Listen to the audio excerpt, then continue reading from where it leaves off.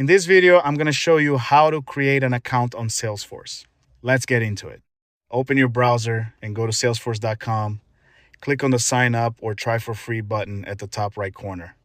Select the Salesforce edition that fits your needs. For learning and testing, choose the developer edition, which is completely free.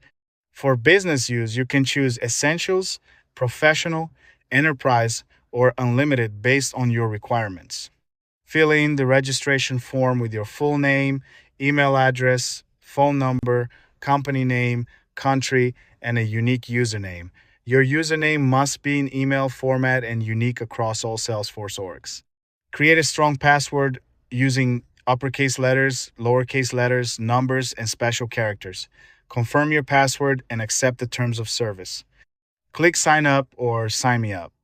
Salesforce will send a verification email to the address you provided.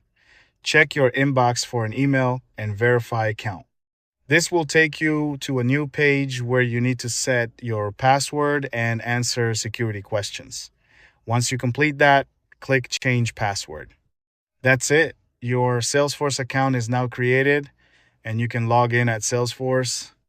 If this video helped you out, leave a thumbs up and subscribe to Learn Mode Lab so you don't miss more tutorials like this.